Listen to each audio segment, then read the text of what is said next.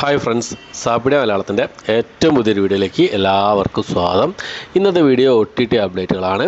അതായത് ഇന്ന് already release ചെയ്തിരിക്കുന്ന സിനിമകളും സീരീസുകളും ഏതൊക്കെ എന്നുള്ളതാണ് ഇന്നത്തെ വീഡിയോ നമ്മൾ പരിശോധിക്കാൻ പോകുന്നത്. ഇന്ന് മെയ് മാസം 6-ാം തീയതിയാണ്. ശരിക്കും പറയുകയാണെങ്കിൽ ഒരു OTT റിലീസ് പൂരം എന്ന് തന്നെ പറയാം. 18ഓളം റിലീസുകളാണ് മെയ് മാസം 6-ാം തീയതി, അതായത് ഇന്ന് OTT റിലീസ് ചെയ്തിട്ടുള്ളത്. ഒരു സർപ്രൈസ് റിലീസ് കൂടിയുണ്ട്. ഞാൻ ഇന്നലെ പറഞ്ഞൊരു സിനിമയുടെ സർപ്രൈസ് റിലീസ് കൂടിയുണ്ട്. അതേതൊക്കെയാണെന്ന് നോക്കാം നമുക്ക്. അതിലൊന്നാമത്തെ ഒരു സീരീസാണ്, ഒരു ആക്ഷൻ അഡ്വഞ്ചർ വിഭാഗത്തിൽപ്പെടുന്ന ഒരു കൊറിയൻ സീരീസാണ്. മേഴ്സി ഫോർ നൺ എന്നാണ് സീരീസിൻ്റെ പേര് വരുന്നത്. കൊറിയൻ ഭാഷ കൂടാതെ ഇംഗ്ലീഷ്, ഹിന്ദി, തമിഴ്, തെലുങ്ക് ഭാഷകളായിട്ട് നെറ്റ്ഫ്ലിക്സിലാണ് ഈ ഒരു സീരീസ് അവൈലബിൾ ആയിട്ടുള്ളത്. അടുത്തൊരു ഹൊറർ കോമഡി വിഭാഗത്തിൽപ്പെടുന്ന ഒരു ഇംഗ്ലീഷ് മൂവിയാണ്. ഗെറ്റ് എവേ എന്നാണ് സിനിമയുടെ പേര് വരുന്നത്. 2024 റിലീസ് ചെയ്ത സിനിമയാണ്. ജിയോ ഹോട്ട്സ്റ്റാർ വഴിയാണ് ഈ ഒരു സിനിമ ഇപ്പോൾ മുതൽ അവൈലബിൾ ആയിട്ടുള്ളത്. അടുത്തത് നമ്മുടെ വിജയ് സേതുപതിയും സൂര്യയൊക്കെ പ്രധാന വേഷം കൈകാര്യം ചെയ്തിരുന്ന വിടുതലൈ എന്ന് പറഞ്ഞ സിനിമയുടെ അപ്ഡേറ്റ് ആണ്. വിടുതലൈ പാർട്ട് 1ഉം പാർട്ട് 2ഉം രണ്ട് പാർട്ടുകളായിട്ടാണ് ഈ സിനിമ റിലീസ് ചെയ്തിരുന്നത്. ഈ രണ്ട് പാർട്ടിൻ്റെയും ഡയറക്ടേഴ്സ് കട്ട് ആമസോൺ പ്രൈമിൽ ഇപ്പോൾ മുതൽ അവൈലബിൾ ആണ്. അടുത്തത് ഒരു science fiction action crime thriller വിഭാഗത്തിൽപ്പെടുന്നൊരു ഇംഗ്ലീഷ് മൂവിയാണ്. കോഡ് 8 എന്നാണ് സിനിമയുടെ പേര് വരുന്നത്. Lions gate play OTT platform വഴി ഇംഗ്ലീഷ്, ഹിന്ദി ഭാഷകളായിട്ട് ഇപ്പോൾ മുതൽ അവൈലബിൾ ആണ്. അടുത്തത് ഒരു തെലുങ്ക് ഡ്രാമ ത്രില്ലർ വിഭാഗത്തിൽപ്പെട്ട സിനിമയാണ്. ചൗര്യപാദം എന്ന് പറഞ്ഞ cinema. Lions gate play OTT platform വഴി തെലുങ്ക് ഭാഷ കൂടാതെ തമിഴ്, ഹിന്ദി, മലയാളം, കന്നഡ ഭാഷകളായിട്ട് ഇപ്പോൾ മുതൽ അവൈലബിൾ ആണ്.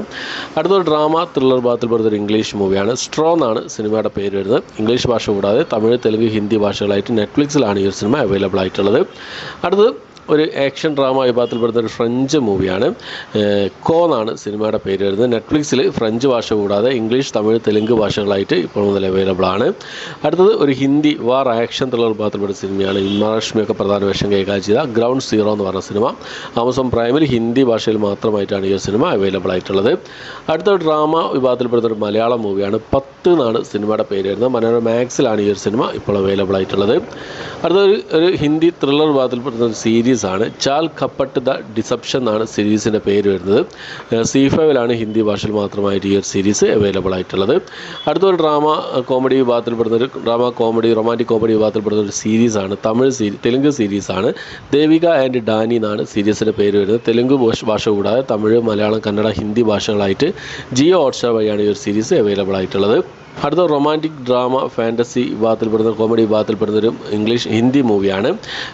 ഭൂൽ ചക്ക് മാഫ് എന്നാണ് സിനിമയുടെ പേര് വരുന്നത്. ആമസോൺ പ്രൈം വഴി ഈ ഒരു സിനിമ ഹിന്ദി ഭാഷയിൽ സർപ്രൈസ് ആയിട്ട് റിലീസ് ചെയ്തിരിക്കുകയാണ്. ഇന്നലത്തെ വീഡിയോയിൽ ഞാൻ പറഞ്ഞിരുന്നു ഈ സിനിമ ഇന്ന് റിലീസ് ചെയ്യുന്നുള്ളത്. അപ്പോൾ ഇന്ന് ഈ സിനിമ റിലീസ് ചെയ്തിരിക്കുകയാണ്. തിയേറ്ററിൽ നല്ലൊരു വിജയം കരസ്ഥമാക്കിയ സിനിമയാണ്. ആദ്യം ഡയറക്റ്റ് OTT റിലീസിന് പ്രഖ്യാപിച്ച സിനിമയായിരുന്നെങ്കിലും പിന്നെ തിയേറ്റർ റിലീസ് ചെയ്ത സിനിമ നല്ലൊരു വിജയം കരസ്ഥമാക്കിയതിന് ശേഷമാണ് ഇപ്പോൾ ആമസോൺ പ്രൈമിൽ റിലീസ് ചെയ്തിട്ടുള്ളത്. കണ്ടവരുണ്ടെങ്കിൽ നിങ്ങളുടെ അഭിപ്രായം കമന്റ് ബോക്സിൽ രേഖപ്പെടുത്താൻ ശ്രമിക്കാം. അടുത്തത് ഒരു തെലുങ്ക് മൂവിയാണ്. റൊമാൻറ്റിക് കോമഡി വിഭാഗത്തിൽപ്പെടുന്ന തെലുങ്ക് മൂവിയാണ്. സിംഗിൾ എന്നാണ് സിനിമയുടെ പേര് വരുന്നത്. ആമസോൺ പ്രൈം വഴി തെലുങ്ക് ഭാഷ കൂടാതെ തമിഴ്, മലയാളം, കന്നഡ, ഹിന്ദി ഭാഷകളായിട്ട് ഈ സിനിമ അവൈലബിൾ ആണ്. അടുത്തൊരു സയൻസ് ഫിക്ഷൻ ആക്ഷൻ വിഭാഗത്തിൽപ്പെടുന്ന ഒരു ആനിമേഷൻ മൂവിയാണ്. പ്രിഡേറ്റർ കില്ലർ ഓഫ് കില്ലേഴ്സ് ആണ് സിനിമയുടെ പേര് വരുന്നത്. ജിയോ ഹോട്ട്സ്റ്റാർ വഴി ഈ ഒരു സിനിമ ഇപ്പോൾ മുതൽ അവൈലബിൾ ആണ്. ഇംഗ്ലീഷിൽ മാത്രമേ അവൈലബിൾ ആയിട്ടുള്ളൂ.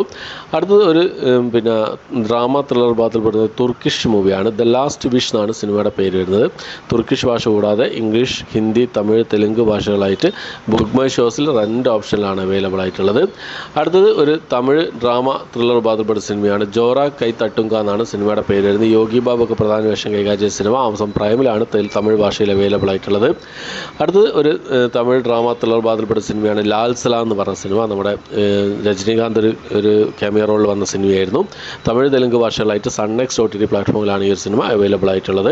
അടുത്തൊരു മലയാളം മിസ്റ്ററി ത്രില്ലർ വിഭാഗത്തിൽപ്പെട്ട സിനിമയാണ്. കർണിക എന്ന് പറഞ്ഞ cinema. Simply south OTT platform വഴിയാണ് ഈ ഒരു സിനിമ ഇപ്പോൾ അവൈലബിൾ ആയിട്ടുള്ളത്.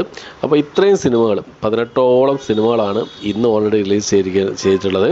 അപ്പോൾ ഈ ലിസ്റ്റിലേക്ക് സിനിമകളാണ് നിങ്ങൾ കണ്ടത്, സീരീസുകളാണ് നിങ്ങൾ കണ്ടത്. നിങ്ങളുടെ അഭിപ്രായങ്ങൾ എന്തൊക്കെയെന്നുള്ള കാര്യങ്ങളൊക്കെ കമന്റ് ബോക്സിൽ രേഖപ്പെടുത്താൻ ശ്രമിക്കാം.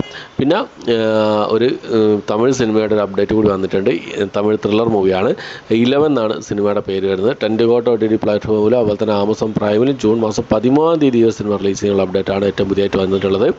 ഓക്കെ, അപ്പോൾ ഇത്രയാണ് ഇന്നത്തെ വീഡിയോ. എൻ്റെ വീഡിയോ ഇഷ്ടപ്പെട്ടുമായിരിക്കുന്നു. ഇഷ്ടപ്പെട്ടെങ്കിൽ ലൈക്ക് ചെയ്യാനും ഷെയർ ചെയ്യാനും സബ്സ്ക്രൈബ് ചെയ്യാനും മറക്കാതിരിക്കുക. പുതിയൊരു വീഡിയോ ആയിട്ട് വരുന്നവരേക്കും ബൈ.